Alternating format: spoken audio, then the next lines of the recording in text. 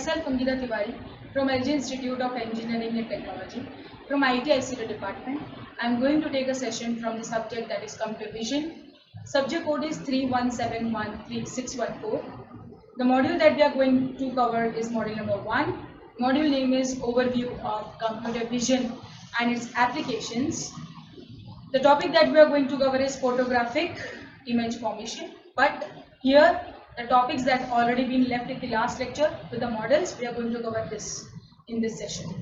Now with respect to that, the last topic that we have done was the diffuse, was the BRDF that we have already done. Now the next topic, the next model that we are going to cover is diffuse reflection. See, talking with respect to reflection. So the diffuse component, also known as that is Lambertian or matte reflection, which is already there, which scatters light where uniformly in all the directions, and is the phenomenon we most normally associate with shading part. We are talking about reflectance and shading. So this is associated with shading part, which, as for example, we can say the smooth non-shiny variation of intensity with surface that is normal, that is seen when observing a statue. So diffuse reflection also often imparts a strong body color to the light, because we are talking about not only the image, we are talking about the color of the light as well, since it is caused by selective absorption and re-emission of the light which is inside the object's material. So in diffuse reflection, here I have shown you one statue, because basically here the statue will relate you with the word that is reflectance. So this close-up of a statue, as you can see here, shows both diffuse, that is smooth shading, and specular, that is shiny highlight. As you can see that white color is shiny, that is silver color is shining here, reflection, as well as darkening in the grooves, as you can see the black portion, and creases due to reduced light visibility. When the light is not focused on a particular element, the reduced light visibility is there, and the interreflections in it. So this is an example where it shows both diffuse, that is smooth shading, and specular, that is shiny highlight, and darkening, that is grooves, that is the darkening of the light. So this is what it is when the darkness comes, when the light is reduced. So it's reduced light with the darkness. So this is what the thing is. The statue is being shown. So while light is scattered uniformly in all the directions, uniformly, that is the BRDF is constant, we already know.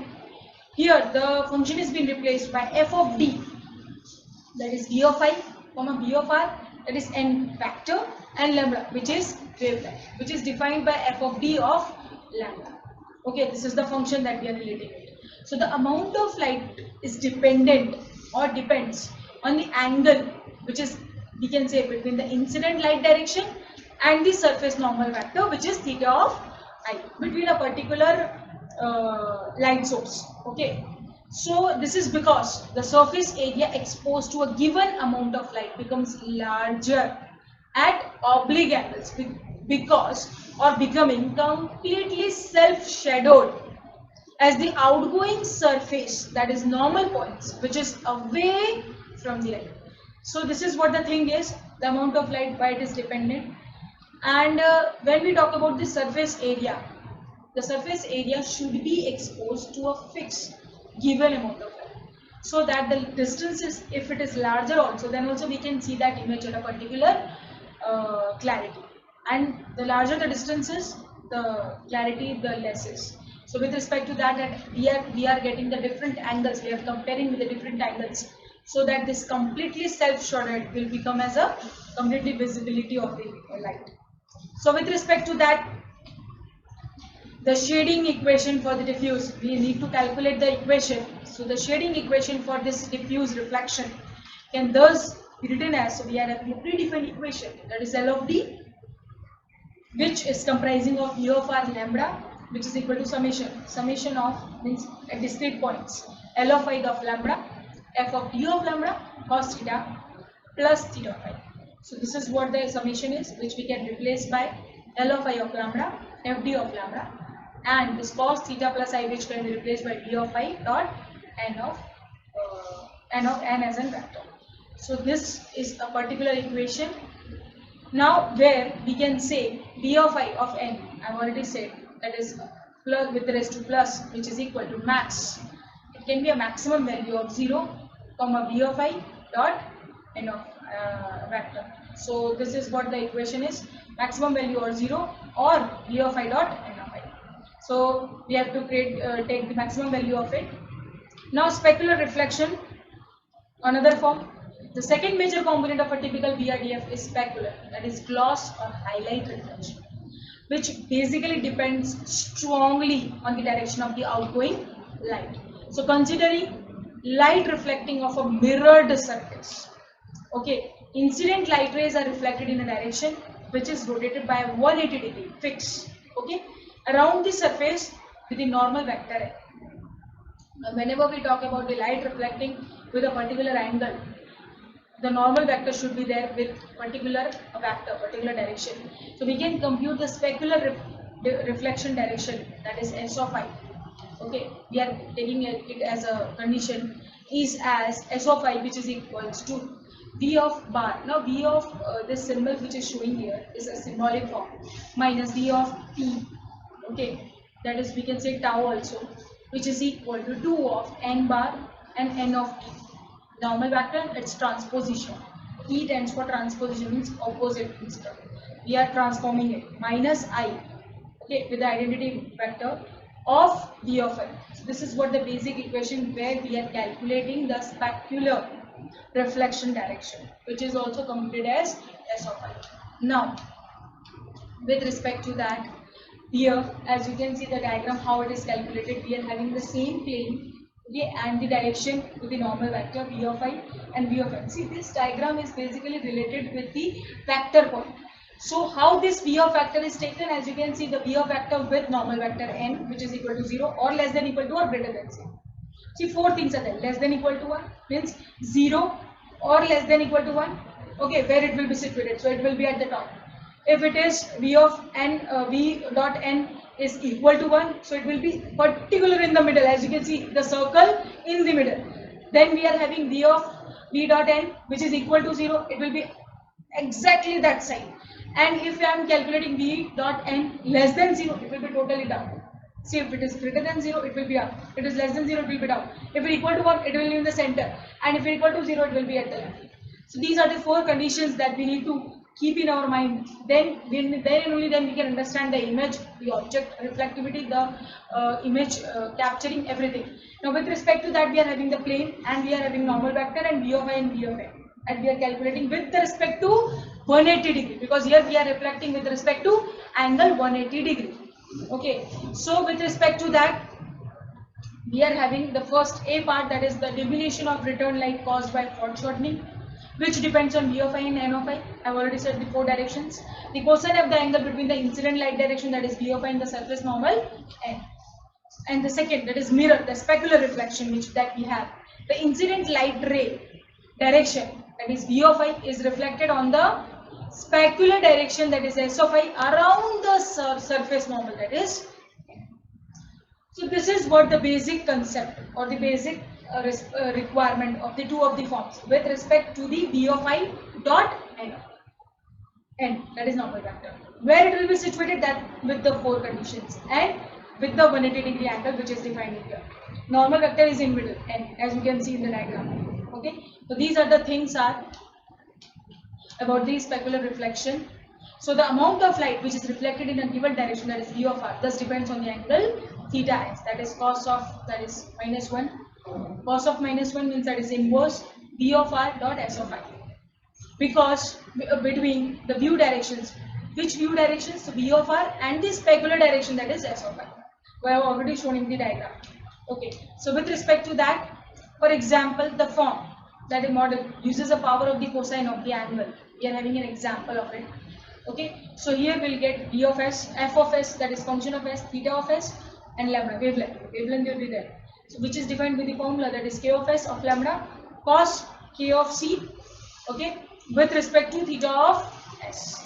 Okay, Why is it Torrance and the Sparrow, the different names which are defined in 1967, the microfraction model, yes, it uses a Gaussian law or Gaussian series we have already seen in the mathematics. So f of s, that is theta of s, that is lambda, which is equal to k of s, that is lambda, and exponent, that is variable, which is defined with the minus c s square and theta s square. So this is what the thing is with respect to amount of light calculation. Okay. Now we are having the last model in this photographic model, and the last topic for this chapter that we have is dichromatic reflection model. So that Torrance and the Sparrow model of reflection also form the basis of Schaeffer's, that is dichromatic reflection model, which states that the apparent color of a uniform material which lit from a single source depends on sum of two terms. Okay, which are the two terms? Here the two terms are defined, that is L of R, there is V of R comma lambda, that is with the wavelength. We are getting two sum terms, that is L of I, V of R, V of I, N and lambda plus L of B. Okay, L of I with L of B, VR, Vi and lambda with the wavelength, which results, that is we are calculating with the terms of chromaticity, that is C, C of I lambda M of I, VR B of I N, that is same, plus CB of lambda M of B. With respect to M of I, we are having M of B, that is VR, Bi and N. So we are having these two summations, which totally depends on the reflection model as well, that we have already studied all of the components, that is VR, Bi, N and lambda, that we are comparing with the two of the form, that is Ci and Cb. We are just replacing the names with the chromaticity values. So that is the radiance of the light reflected at an interface, that is L of I, and the radiance reflected at the surface body, that is L of B. We are basically getting from each of these, which in turn we are getting is a simple product between a relative power spectrum. We say that spectrum as C of lambda. Now what is C of lambda? That is wavelength with respect to chromaticity C, which depends only on wavelength. Okay, and also a magnitude M, which is defined with V of R, V of I and normal vector M, which totally depends on the geometry we have already learned. The geometry includes many of the calculations, many of the bifurcations, many of the 2D transformations, many of the calculations that we have already learned, translation, rotation, scaling with respect to translation, scaling, then affine transformations. So these are the terms which you've already learned about the 3D and 2D geometry parts in that transformations. So basically we have already learned the what is the meaning of n vector, V of I and V of I. So with respect to that, we are going to calculate the different wavelengths with respect to the amount of chromaticity which a particular object have with respect to relative power spectrum. Okay. So with this, the same thing comes with the word itself, dichromatic, because it is totally dependent on the two of the sum that we have already seen, L of I and L of B. So that is what the thing is about the dichromatic reflection model. Now, with respect to that, the dichromatic model, which has been successfully used in computer vision, basically is used to segment specular colored objects with large variations in what shading. We are learning about the shading part, and more recently has inspired about the local two color models. For what? For applications, that is such Bayer and pattern, that is already we have learned about this Bennett and Putnam, which has been modified at 2006. So this model is being basically used to segment specular colored objects with large variations in what? In shape. So this is what the thing is, and we have learned about the reflection model. The same thing we have learned about the photographic image formation, and this is what the thing is that we have learned about. And here the topic of first chapter, that is here we are ending with the first chapter. In the next section, we are going to start with the new chapter, that is module number 2. Thank you.